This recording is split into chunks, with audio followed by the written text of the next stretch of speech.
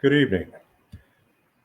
I'm Dr. Osgothorpe in the United States, and I'm going to present some of the research that I have been doing over the last 20 years with cancer patients. As we go through this, there's a number of slides that I'm going to present that will help explain what we have been doing. So if you put the first slide up, please. This is from the National Institute of Health, and it is talking about the goals of nutritional therapy in treating disease. And what we are trying to do is prevent or reverse the nutrient deficiencies that is caused by diseases, better tolerate the treatments, maintain your strength and energy, maintain some kind of quality of life while you're going through these. Next slide, please.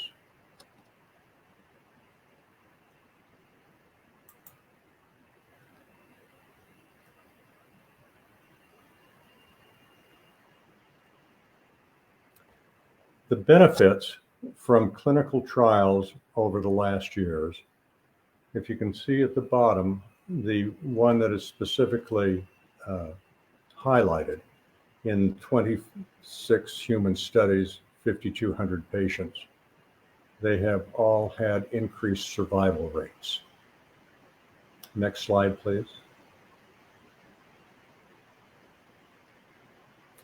This is an informational and educational purpose talk.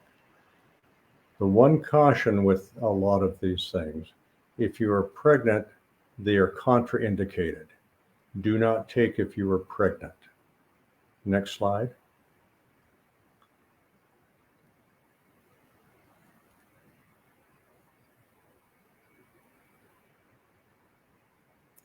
So what we're going to talk about are select results from the clinical trials using a natural multi-ingredient mixture for cancer patients.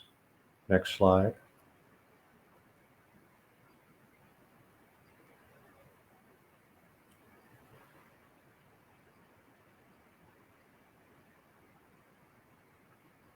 The first study that we're going to talk about was with prostate patients. We decided to use prostate patients due to the longevity of the disease. You can have prostate cancer, and the chances of dying from it are relatively remote versus some other types of cancers. In this one, we had 60 prostate cancer patients confirmed with a biopsy. They were treatment naive, which means that they were not treated with anything before they started the study. The average PSA scores started out above 10. At the end, they had dropped down to below 2. The Gleason score, which is a needle biopsy of the prostate, runs from 0 to 10. They started above 6. At the end, they were less than 1. Next slide, please.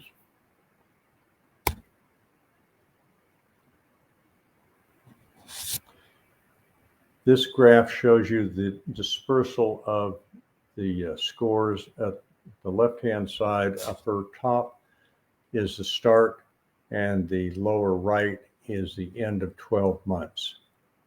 Next slide. This is for PSAs. Next slide. And the curve dropping from left to right. Next slide. The next part we're going to talk about is how the Gleason score was reported. On the left part of this is the grade, and it's 0 to 5. A Gleason score is made up of these two numbers. The one on the right is a dispersion of the cells. It is also 1 to 5. So if you had a 5 and a 5, you'd have a Gleason score of 10. A Gleason score of 10 is, you'd prefer not to have one. Next slide.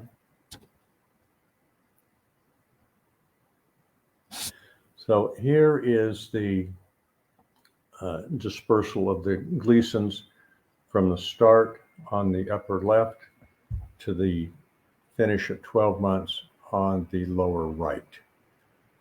Next slide. And again, the descending graph. Next slide.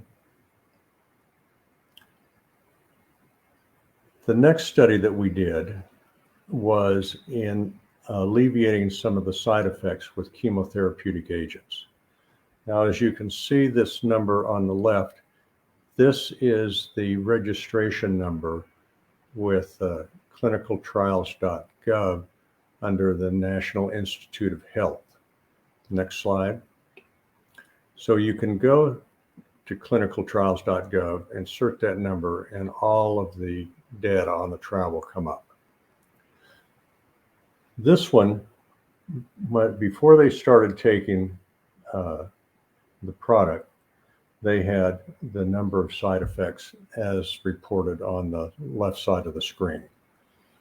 The right one is at 2 months and 3 months, and the side effects have dropped dramatically till you get out past 3 months and there are no side effects reported at all. Next slide.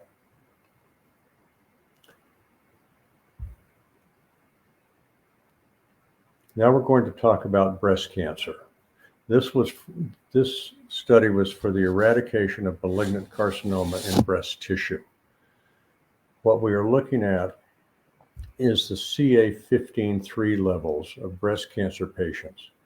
They were all confirmed with the disease by fine needle biopsy, open biopsy, and MRI. With the control group had no beneficial results. The placebo group had no beneficial results. The group taking the product had quite a significant drop in the CA15-3 levels from the beginning out to the end. Now you notice that the control and the placebo group both stop at about between 3 and 4 months. We stopped those two because, as you can see, the progression of the disease was getting to the point that we needed to move on. Next slide, please.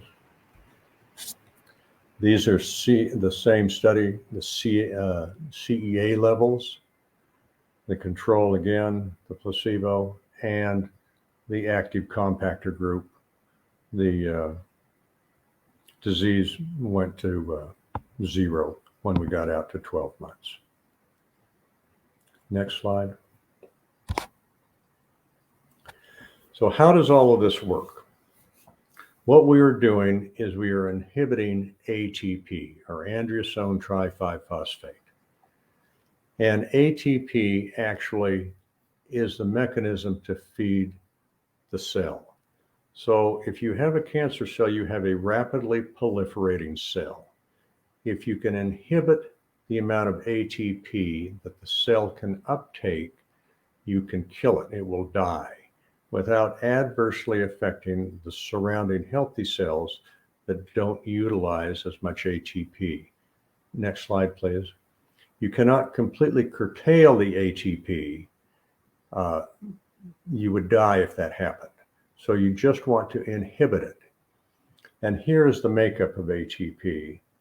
And you can see structurally what it consists of and how it works to feed. So ATP is an energy source for the cellular division. Next slide, please. So looking at this, you can comparing ATP to some great big huge gas guzzling SUV or some little microcar. One uses a lot, one uses it very sparingly. Next slide, please. This is some of the research and the numbers that we have done. So you can go to clinicaltrials.gov and you can pull this research up and look at it for yourself if you so desire. Next slide. And here is the address to get at clinicaltrials.gov, the National Institute of Health from the Library of Medicine. And that's the short and sweet presentation for this evening. Thank you for joining us. I believe if we have any questions, I can perhaps see them if they're typed in.